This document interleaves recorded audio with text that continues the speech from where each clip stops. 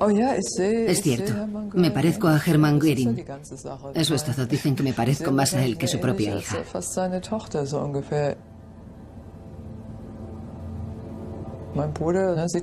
Mi hermano es igual que la familia de mi madre, y yo me parezco a la de mi padre. Tenemos muchas cosas en común, incluso tengo defectos parecidos a los de ellos. Probablemente no sea casual que las cosas hayan salido así, o que me identifique más con ellos. Yo creo que tengo sus defectos, o tal vez no. A veces me da envidia que el resto de la familia sea más saludable. Es injusto que yo haya heredado los problemas de otro. Hermann Göring, tío abuelo de Bettina, alto mando del régimen nazi y el miembro más pintoresco del círculo más próximo a Hitler. Fue el primero en ordenar el exterminio de los judíos europeos. Sentenciado a muerte en los juicios de Nuremberg, se suicidó con cianuro poco antes de la ejecución. El problema principal es que se trata de una carga demasiado grande tener a alguien así en la familia, tan cercano. Añade mucha presión.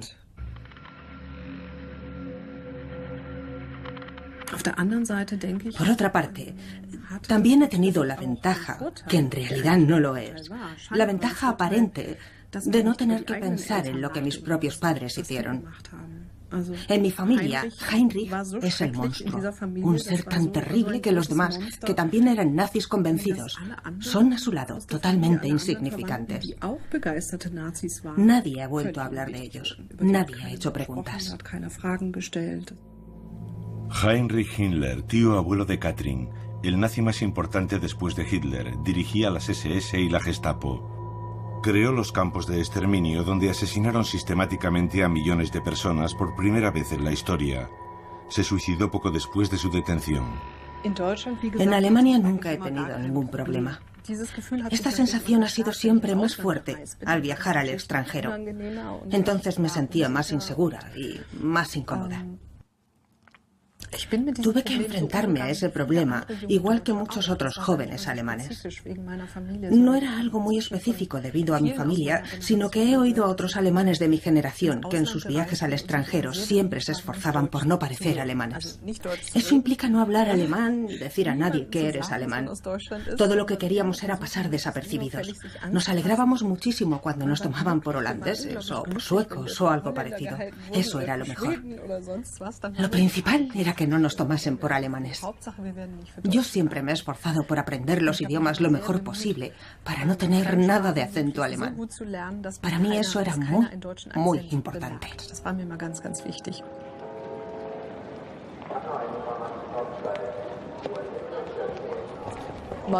Mi nombre siempre lo he considerado una verdadera carga, de una u otra manera. Cuando me instalé en Estados Unidos, cambié de apellido. Adopté el de mi primer marido. Era como poder empezar de nuevo. Cuando nos divorciamos, tardé mucho tiempo en decidir si quería conservar su apellido o recuperar el apellido Göring.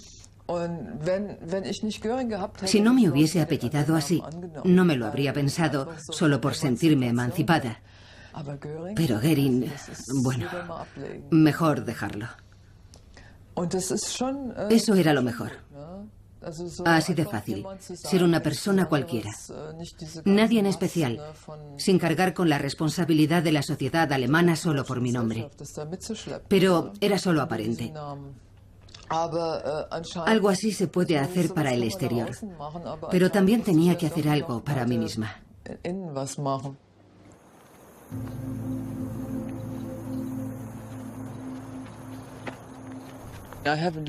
Vivo fuera de Alemania desde hace 30, no sé, unos 35 años. Para mí es más fácil asumir la historia de mi familia desde la distancia.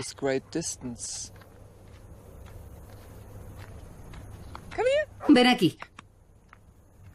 Muy bien, muy bien.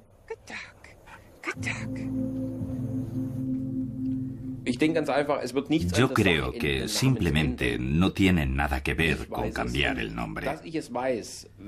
Yo lo sé, Yo sé quién era mi abuelo. Creo que eso es suficiente. Solo eso basta. Aunque ahora use el apellido de mi madre, eso no cambia nada. Sigo siendo nieto de Hess. Rudolf Hess, abuelo de Rainer. Hess fue el encargado de crear el campo de concentración de Auschwitz y supervisó el exterminio de 2 millones de personas en las cámaras de gas. Después de la guerra, fue juzgado y ahorcado frente a los crematorios del campo.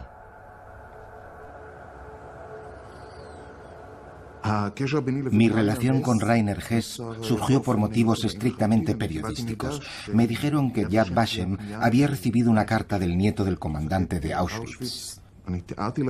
Yo tenía claro que si alguien tenía fotografías auténticas de ese lugar, podía ser él. También estaba muy interesado en conocer a ese hombre.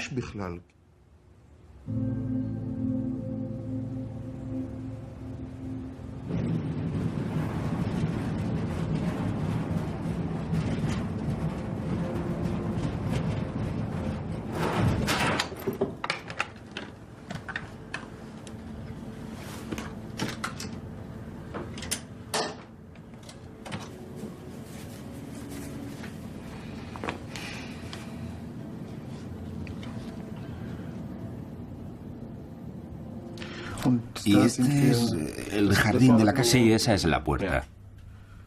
Y el campo está detrás. justo detrás. Sí. Se ve en esta otra foto, donde los niños salen por esta puerta hacia la comandancia. Esa es la puerta. ¿Él vivía en Auschwitz? Sí.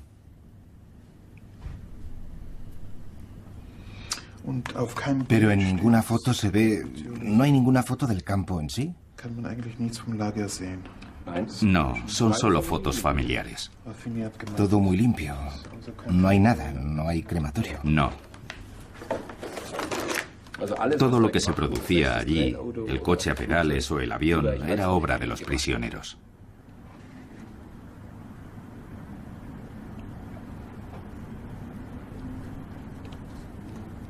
Mi padre. Me dijo que durante años le habían prohibido visitar Auschwitz, sobre todo de joven, debido a su nombre. A mí me pareció extraño. Si alguien tenía que visitar Auschwitz, era él. Entonces le dije, yo nunca he estado en Auschwitz, y tú tampoco, vamos juntos.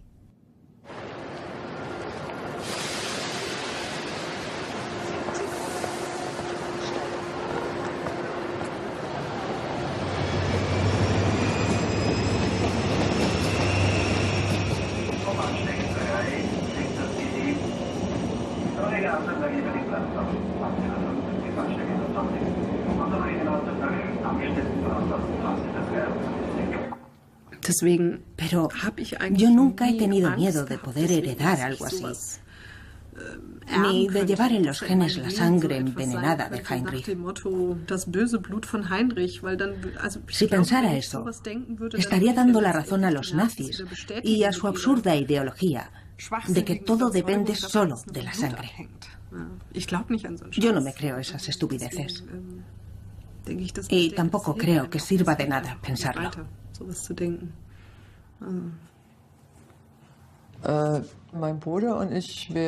Mi hermano y yo decidimos, en diferentes momentos, realizar esa operación con la intención, más o menos consciente, de no producir más Goerings.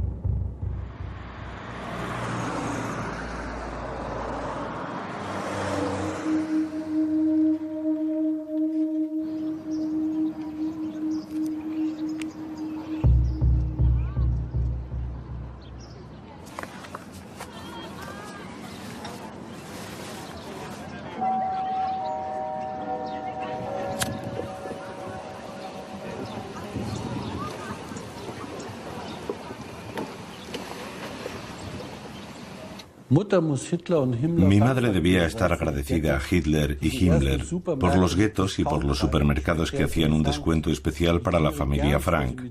Le encantaba pasar con su Mercedes junto a los vigilantes de las SS para ir a comprar. Yo podía ir en el asiento delantero. No iba sentado sino de pie y apretando la nariz contra la ventanilla. Estábamos rodeados de uniformes negros. Circulábamos lentamente por calles estrechas junto a personas temblorosas y niños que me miraban boquiabiertos.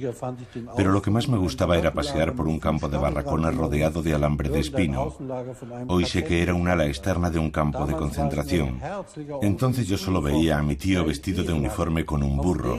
Me reía a carcajadas cuando sentaban a hombres delgados en el burro con sus grandes manos alemanas.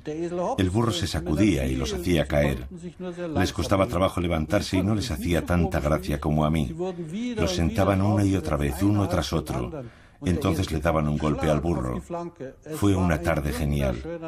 Después entraba a tomar chocolate con los oficiales.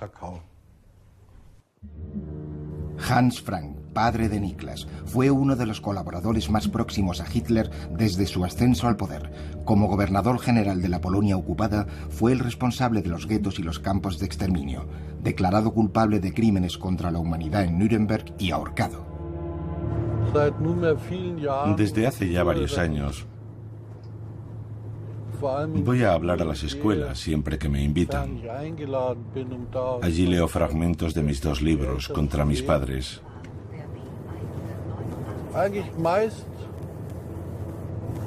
En realidad es una experiencia muy agradable, sobre todo porque sorprendo a los jóvenes. En mis libros rompo el tabú del amor a los padres al hablar de mi propio padre con un lenguaje muy duro. Así es como llego a los más jóvenes, los que no solo dependen de sus padres, sino que los quieren. Entonces, cuando ya he leído suficientes citas sobre lo que hicieron mis padres y en qué participaron, llegan a comprender mi posición. Entienden que, aunque se trate de los padres, especialmente en mi caso, por haber nacido en la familia Frank, hay que ser duro y justo.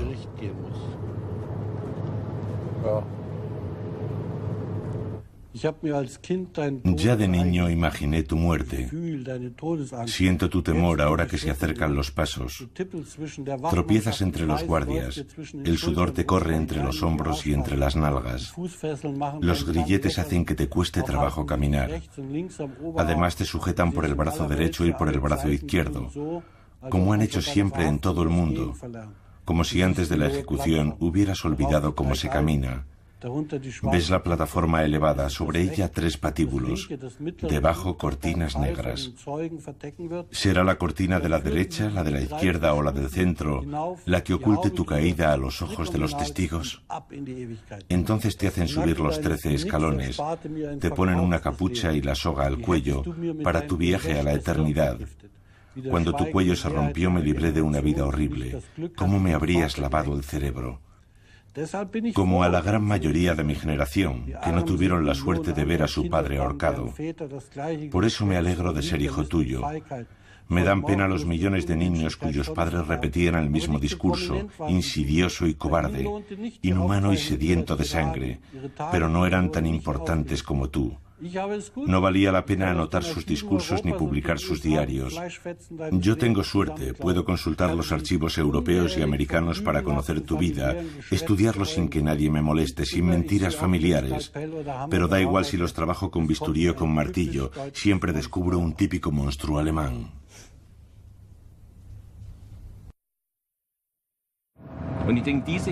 Creo que esa frialdad la tenía también mi padre al final.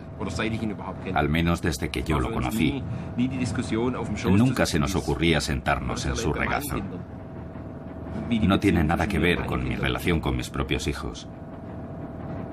La relación familiar, la calidez. Entre mi padre y nosotros no había calidez. Nunca. Había órdenes y obediencia. Él decía qué hacer y nosotros lo hacíamos. Sobre todo, no debíamos mostrar debilidades ni emociones delante de mi padre. Las odiaba a muerte. Si llorábamos, nos pegaba aún más solo por llorar, no por nada que hubiéramos hecho.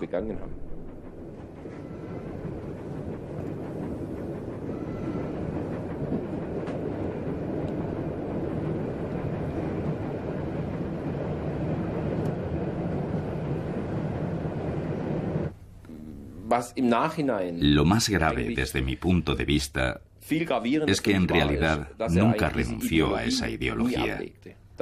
Siguió manteniendo la esperanza en un imperio alemán. Cuando mis padres se divorciaron, dejé de tener contacto con él. La última vez que hablamos fue en 1984, cuando nació mi hija. Desde entonces, ni una sola vez. Y tampoco quiero mantener el contacto con él.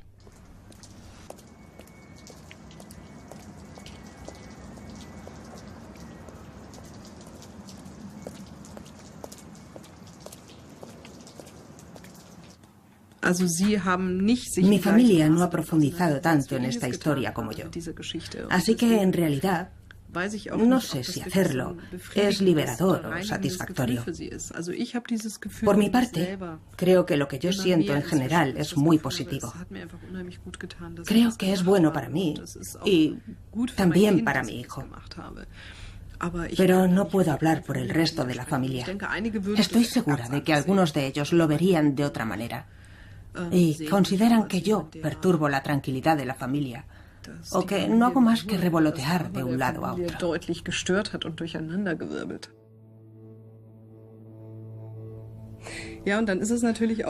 Naturalmente, mi caso también es especial, porque me casé con un judío israelí que desciende de supervivientes del Holocausto. Para mí es muy doloroso haber perdido la relación con algunos de mis familiares y que estén tan furiosos conmigo. Es muy desagradable. Tengo que intentar comprenderlo y me hace sufrir.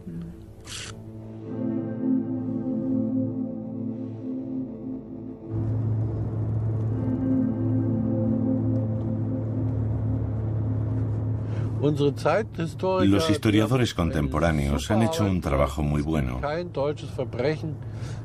No hay ningún crimen alemán que no esté perfectamente descrito. Solo en las familias terminó todo el 8 de mayo de 1945. Se acabó. Nadie volvió a hablar. Solo les decían a sus hijos: vosotros no estabais ahí, no sabéis cómo era. Y después decían: nosotros no tenemos la culpa, no sabíamos nada y nunca vimos nada. Aunque de una u otra manera todos los alemanes participaron, pero de eso no se hablaba.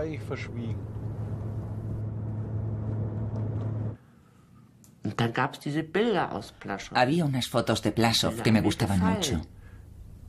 Tenían perros y a mí me han encantado siempre los perros. Tenían caballos, una casa y un jardín.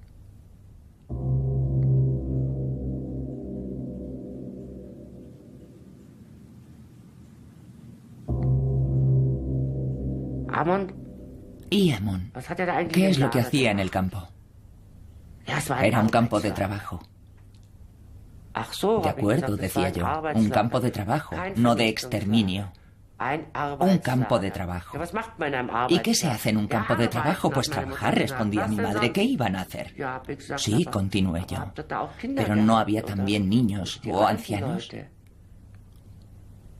Era un campo de trabajo. ¿Por qué había niños en un campo de trabajo? ¿Por qué había ancianos en un campo de trabajo? Por suerte, todo eso ha terminado ya.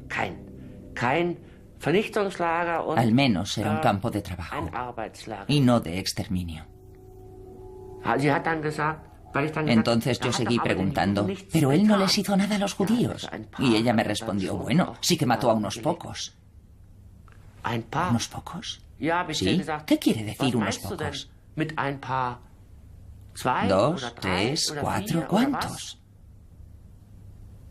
No respondió.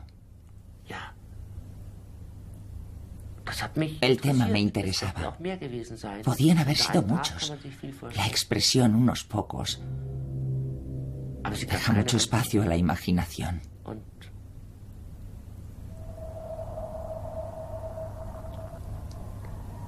Pero ella no me lo decía. Y yo volví a preguntar. ¿Cuántos eran? ¿3, 4, 5, 6, 7, 8? Lo dije sin dejar de sonreír. Entonces ella se volvió... No sé, se volvió totalmente loca. Fue corriendo a su habitación. Volvió con un cable y me golpeó con él. Me daba con el enchufe en la cabeza. Yo me cubría con las manos. Y tuve los nudillos inflamados el lunes por la mañana. Pero yo era astuta y pensé, de alguna manera te haré confesar.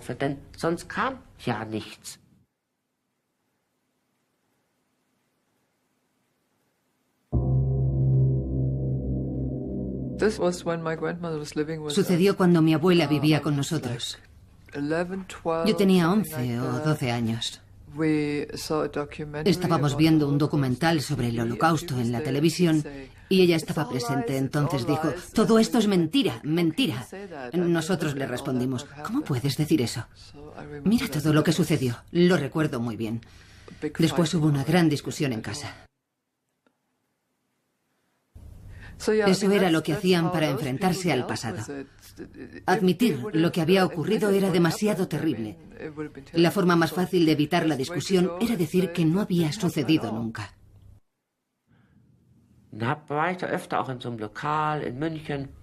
Yo solía ir a un bar de Múnich.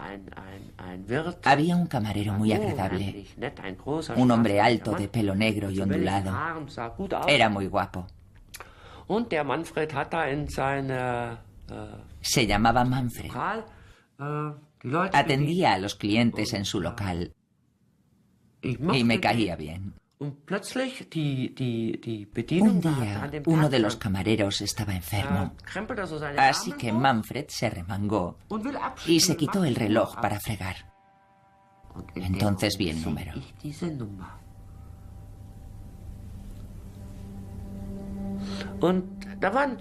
Casi todos los clientes se habían marchado y yo le dije, dime, Manfred, ¿en qué campo de concentración estuviste? Ya sé que estuviste en uno. ¿Lo sabes?, me dijo. Tú no sabes nada de eso, no lo entiendes y no vamos a hablar de eso. Yo le respondí, ¿y cómo sabes tú que yo no sé nada?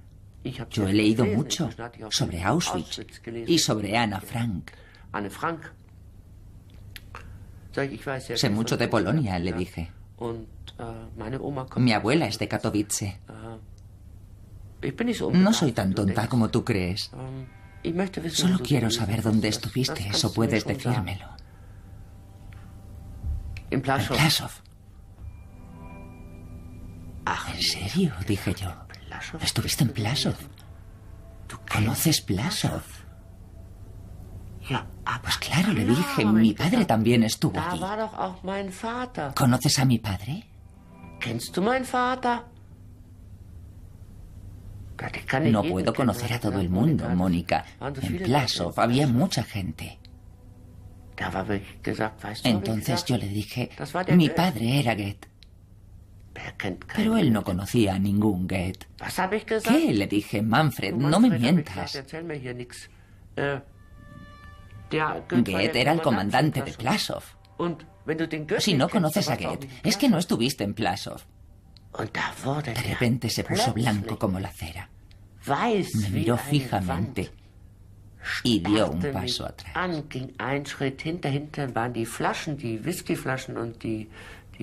Detrás tenía una estantería con botellas de whisky y otras cosas. Sin dejar de mirarme, gritó. ¿Te refieres a ese Goethe? Pronunció el nombre de mi padre con un fuerte acento polaco. Le dije, sí, mi padre se llamaba Goethe, igual que yo. Pero él solo me conocía como Mónica.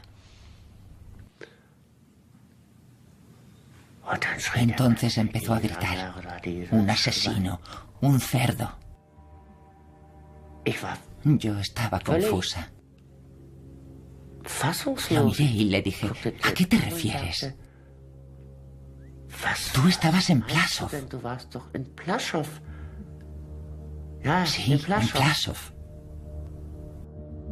Amon Get, padre de Mónica, el sádico comandante del campo de concentración de Plaszow, en Polonia, famoso por la película La lista de Schindler. En 1946 fue declarado culpable de decenas de miles de asesinatos y después ahorcado. Yo me parezco bastante a Amon. Seguro que le recordaba a él. En cierto modo, mucha gente me dice que me parezco a mi padre.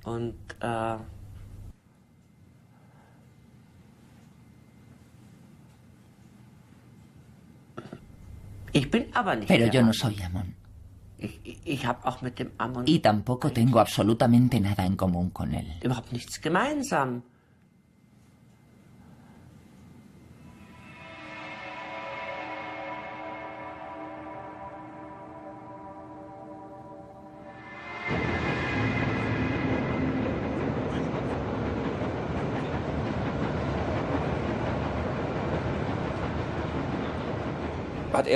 Eldad se encerró en sí mismo y leía el periódico obsesivamente. Yo intenté escuchar música, pero no funcionó. Tenía miedo de que, al llegar a Auschwitz, la gente... ¿Cuánto me parezco a mi abuelo? ¿Tanto como para que me reconozcan? El miedo de que me reconocieran como Hess, de que vieran que soy su nieto... Puede ser incomprensible para alguien que no tenga mi apellido ni mi relación con un campo de concentración como este, con Auschwitz. Cuanto más nos acercábamos a nuestro destino, más me esforzaba yo por encontrar un motivo para no tener que ir. Se me ocurrió de todo. Si me rompía una pierna o me ponía enfermo de repente, me llevarían en helicóptero. Busqué la forma de retrasarlo. A la 1:30 apagué la luz. Eldad ya estaba medio dormido, pero no profundamente, y yo no conseguía tranquilizarme. No había vuelto a mirar las fotos, pero no podía dormir. Siempre me venía a la mente la imagen de esa puerta que yo llamaba la puerta del infierno. De todas las fotos, esa era toda una declaración. En algún momento tendría que atravesar esa puerta.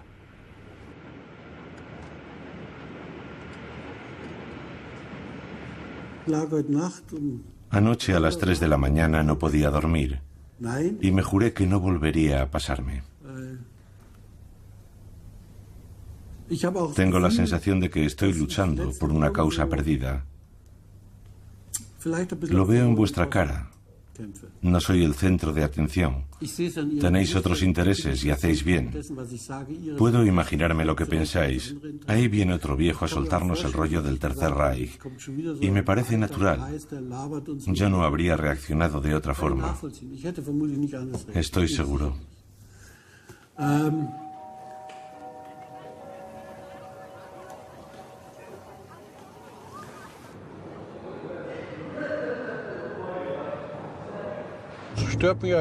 En realidad no me preocupa que haya más o menos personas. Eso me da igual. Yo sigo haciendo lo mismo, aunque debo admitir que cada vez me supone un esfuerzo mayor. Día tras día, por la mañana o por la tarde, hablo con jóvenes y con mayores y vuelvo a ejecutar a mis padres. Por otra parte, me digo que se lo merecen.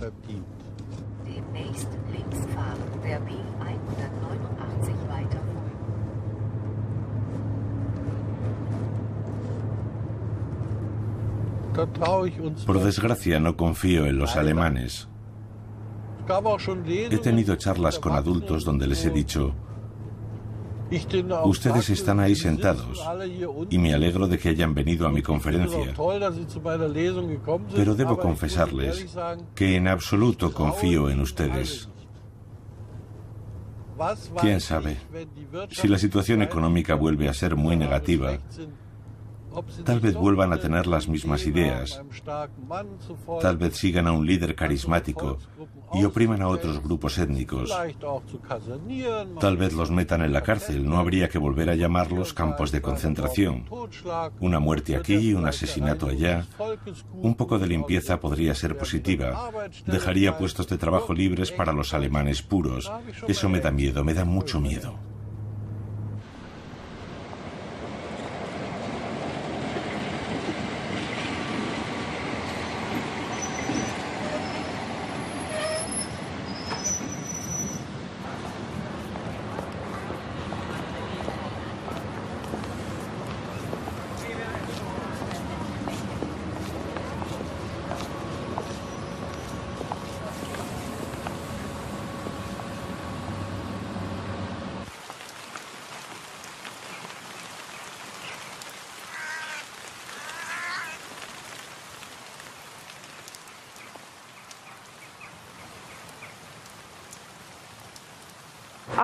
Auschwitz fue el primer campo. El comandante y administrador responsable era Rudolf Hess. En 1942 construyeron Birkenau en un pueblo a 3 kilómetros de aquí. Allí se encontraba Auschwitz II.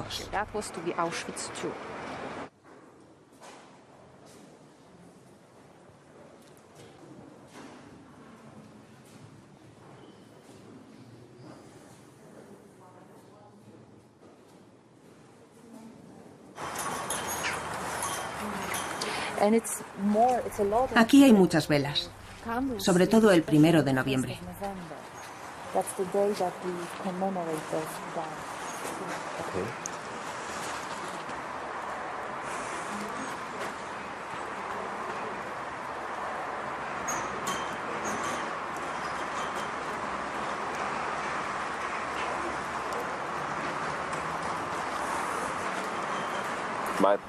Mi infierno privado.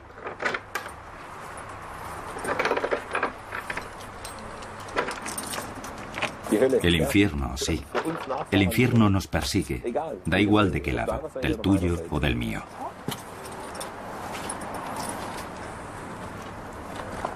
Vaya. Increíble. La villa no está abierta a visitantes. ¿Qué? La puerta. Increíble. Es increíble.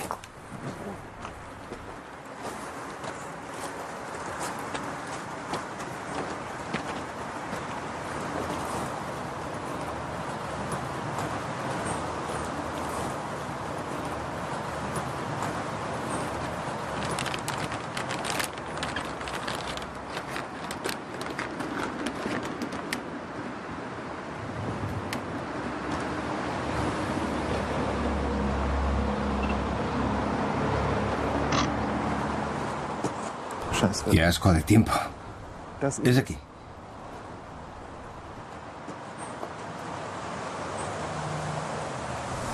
Aquí es donde estaba Hess, justo aquí. Sí, ahora eres tu abuelo. Increíble, ¿verdad?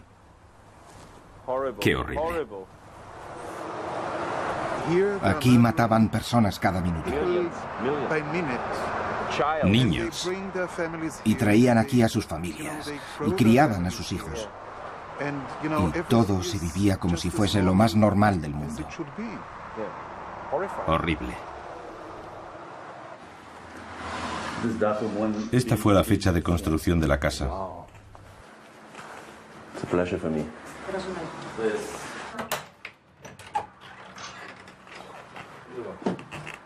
Wow. See, and small garden. Yeah. A little bit. Yeah. Let's go. And small garden. Yeah. Aquí está el jardín. Esto suele estar cerrado. Esto es el jardín.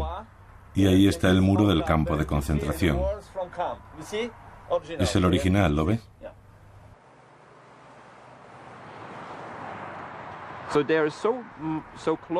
¿Estaban tan cerca, toda la familia tan cerca de las cámaras de gas? Sí. ¿Y este es el despacho del comandante? Sí. Lo más característico es que no se ve nada.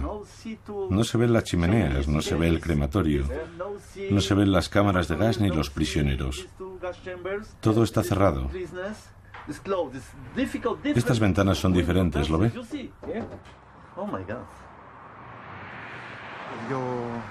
Tu padre se crió con esto, con el olor, con el humo. Cuando recogía fresas, mi abuela siempre decía, lávalas bien, saben a ceniza.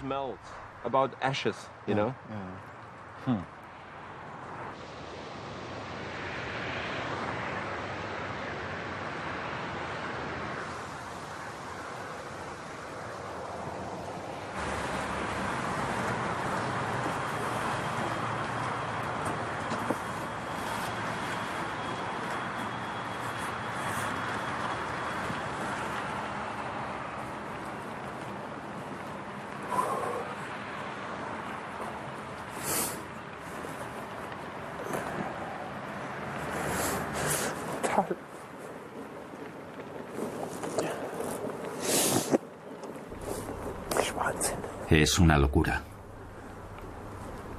Todo lo que construyeron aquí a costa de otros.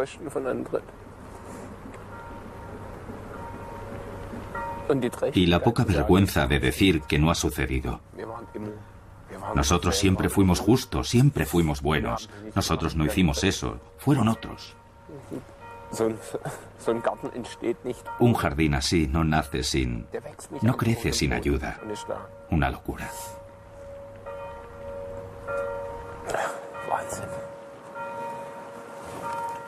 Al ver las dimensiones, el tamaño de todo esto, tienen que ser delirios de grandeza. Los delirios de grandeza de mi abuelo los heredó mi padre. Y siempre pagaban otros. Una locura. Una locura.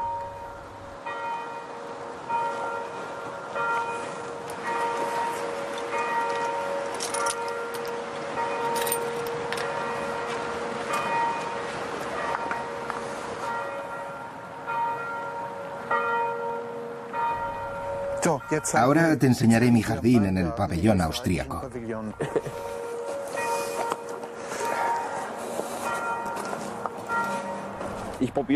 Siempre he intentado imaginarme cómo se ponía el cinturón sobre el uniforme cada mañana. Con las pistolas en la funda, la gorra en la cabeza, un par de besos. Absorto en sus pensamientos. Ahora voy a matar a unos miles de personas. Nos vemos después para tomar café y cenar. Niños, mañana vamos de excursión.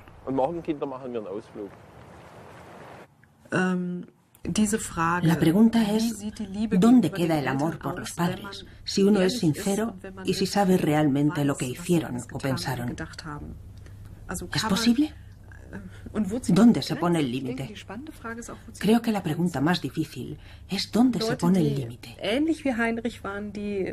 Personas que eran como Heinrich, que tenían casi la misma responsabilidad o un poco menos. Y personas que se implicaron un poco más que mi abuelo en esos crímenes. No es fácil trazar la frontera, es muy relativo. Yo no dejo de preguntarme desde qué momento pasa a ser imposible amar a esos padres. ¿O hasta cuándo se puede? ¿Dónde está la ruptura? Para mí, esa es una pregunta muy difícil y creo que cada uno de los descendientes la ha respondido de una manera diferente. Además, creo que la mayoría de los descendientes de los verdaderos criminales, de los asesinos del nacionalsocialismo, sufren mucho para alcanzar ese equilibrio.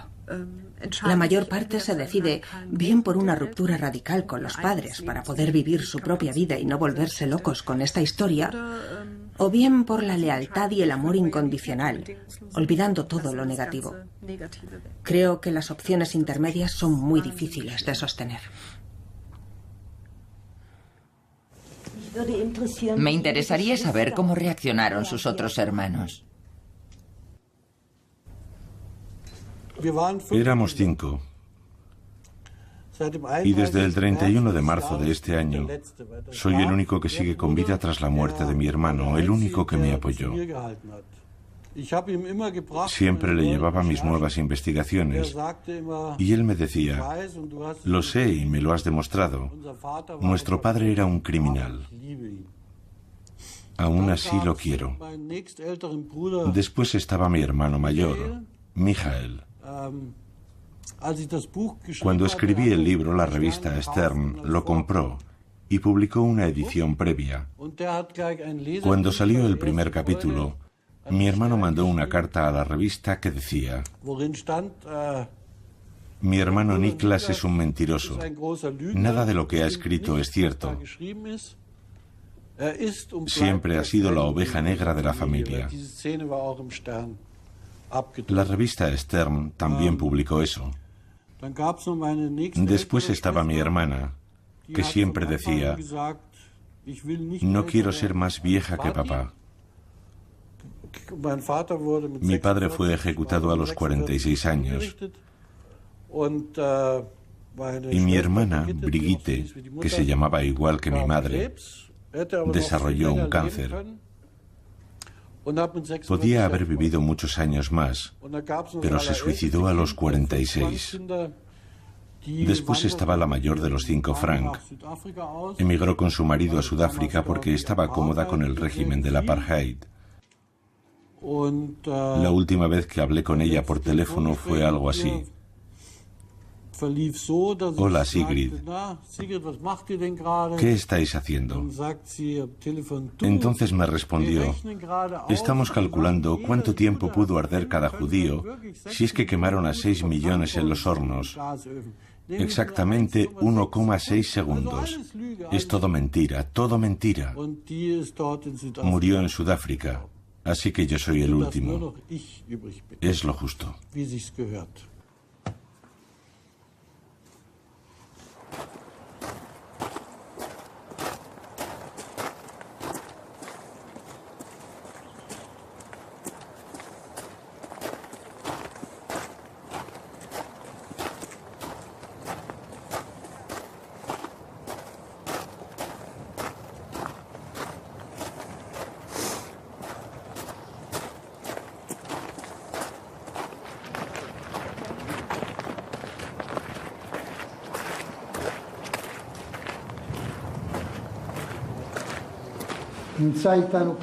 Hoy está con nosotros el nieto de Rudolf Hess, el comandante del campo de concentración.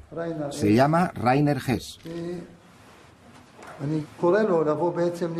Por favor, acérquese, Rainer. No lo conozco, es la primera vez que lo veo. Que hagan preguntas. Yo creo que es lo mejor. Estoy un poco nervioso. ¿Está nervioso? Sí, es la primera vez. ¿Por qué está aquí? ¿Por qué está aquí?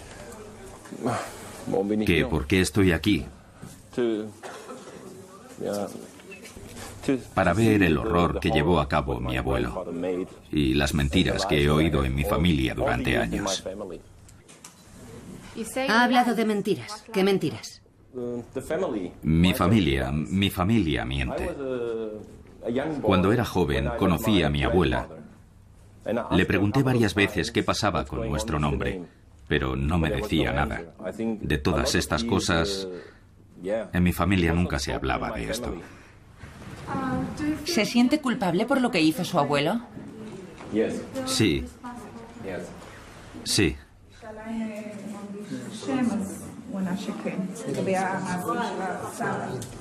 Sí, me siento culpable. Su abuelo fue un asesino, un torturador.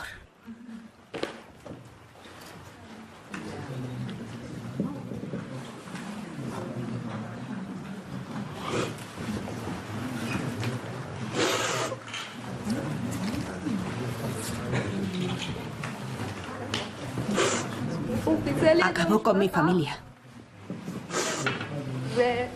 Y yo quiero saber si tenía miedo de enfrentarse a nosotros. Es un honor para mí. Siento mucho lo que le pasó a tu familia. ¿Qué haría si se encontrase hoy con su abuelo? ¿Quieres saber lo que haría en ese caso? Lo mataría con mis propias manos. Suika es un superviviente del Holocausto. Pregunta si puede darle la mano.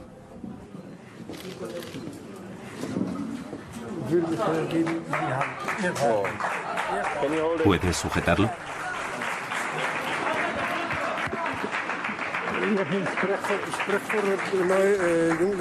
Yo doy conferencias para jóvenes en Frankfurt cada pocos años. Y voy a decirle una cosa. Usted no estaba allí. No fue culpa suya.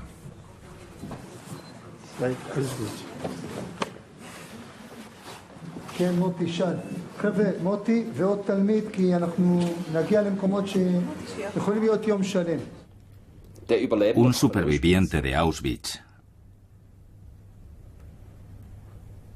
a 1,5 metros o 2 metros de mí. Fue muy duro. Creo que ya he superado bastante el nudo en la garganta y la voz de mi padre que me decía: cuidado, estás llorando. Cuidado, estás mostrando emociones. Estás dejando ver lo que sientes. Y entonces llegó el golpe final. Un superviviente.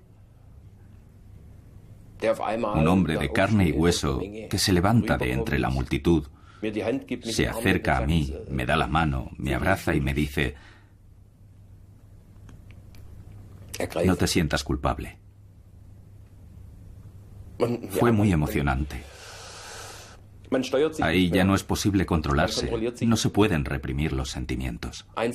Todo se vuelve vago, borroso.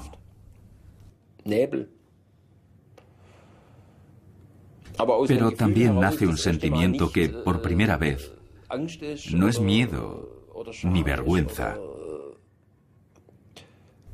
Alegría, felicidad, paz interior. Alguien que sobrevivió a ese horror me ha confirmado que yo no era el responsable, que no estaba allí, que no lo hice yo.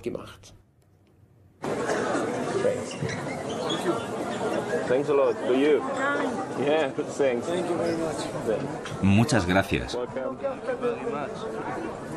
Espero que podamos cambiarlo todo.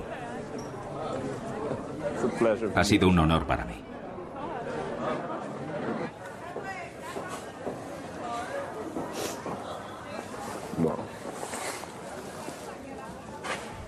¿Lo has hecho tú?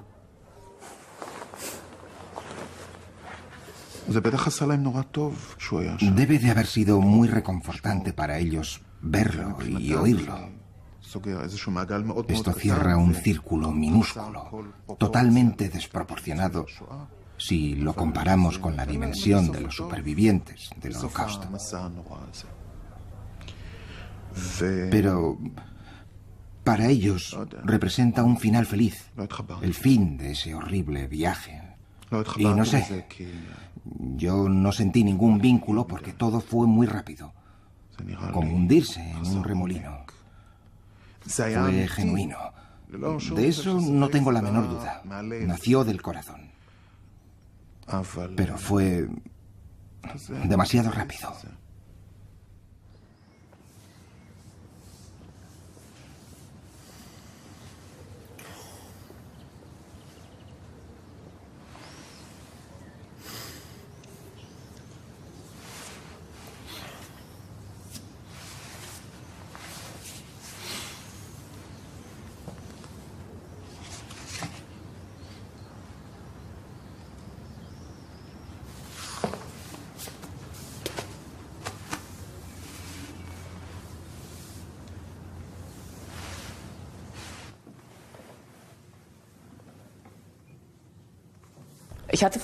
Se me han llenado los ojos de lágrimas y me ha impresionado mucho. Se percibe realmente... Perdón, lo siento. Una infancia imposible de olvidar. Y duele que una infancia pueda hacer tanto daño. Pero me gustaría saber en qué medida su esposa, su hija, su familia han sido capaces de ocupar ese espacio y de devolverle lo que ha perdido a lo largo de los años. Y también en qué medida le han ayudado a la hora de escribir este libro. Simplemente me gustaría oír algo positivo al final. Quiero a mi mujer por encima de todo, y ella me quiere a pesar de mis defectos.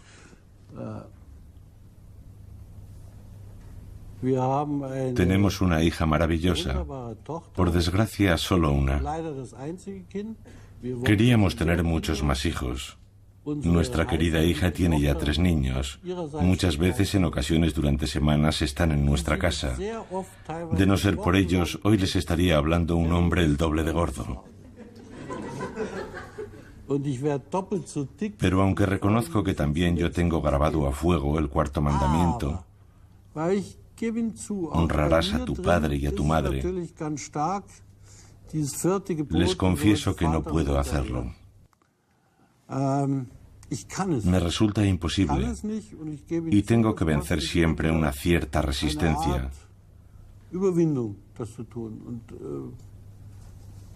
Cuando hayamos terminado por hoy, para mí será un gran alivio,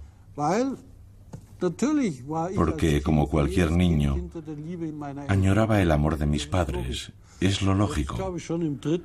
Llevo ya 3 décadas investigando sobre este tema y lo haré mientras siga con vida, porque siempre descubro cosas nuevas. La esperanza que me movía era poder encontrar algo positivo sobre mi padre. Descubrir que al final había salvado una vida, aunque fuese la vida de un solo judío o de un polaco. Pero no he encontrado nada. Hasta hoy no he descubierto nada.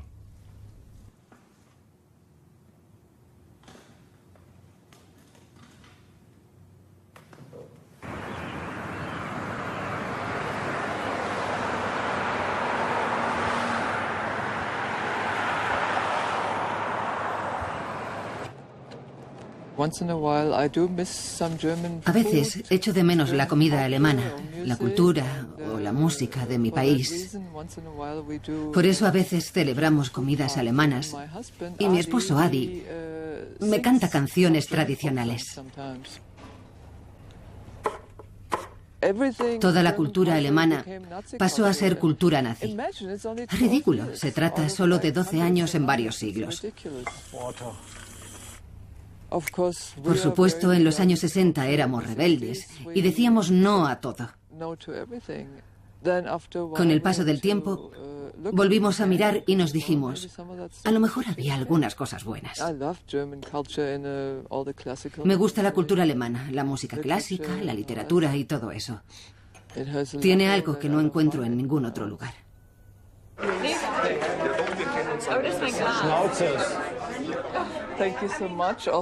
Muchas gracias a todos por venir.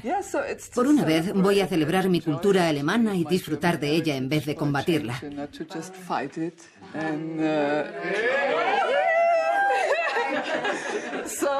Hemos hecho un goulash delicioso. Tenemos col lombarda y Gerard ha hecho fideos alemanes. Feliz lo que sea.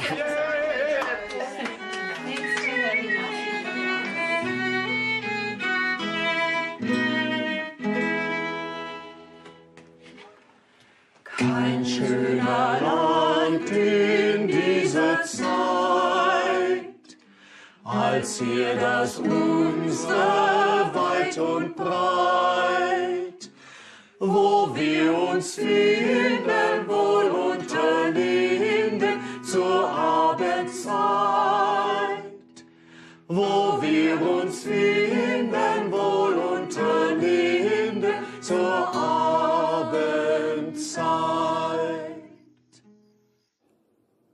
Es difícil explicar la culpa.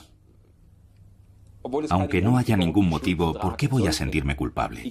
Pero cargo con esa culpa. No puedo evitar sentirme culpable. Y también estoy avergonzado, naturalmente, por lo que mi familia o mi abuelo hicieron a otros miles de familias. Entonces me digo, ellos están muertos y yo estoy vivo. ¿Y para qué existo? ¿Para cargar con la culpa? ¿Para soportar ese peso y luchar con él? Creo que esa es la única causa de mi existencia. Para hacer lo que él debería haber hecho. Para purificar. Para no hacer. Tal vez... no sé cómo expresarlo.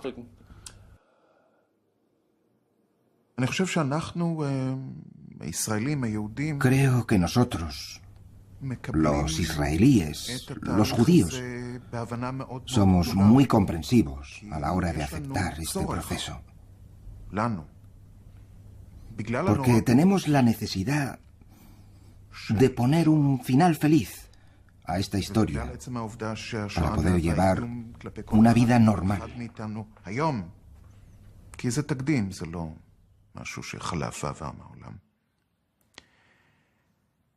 Estas personas lo hacen posible. Aquí está el hijo de, el nieto de, para contarnos todas estas cosas. Nos pide perdón y quiere estar a nuestro lado, hablar con nosotros. Y todos somos felices. Pero no todas las historias tienen un final feliz. A veces simplemente no hay final. Esta historia en particular no tiene final.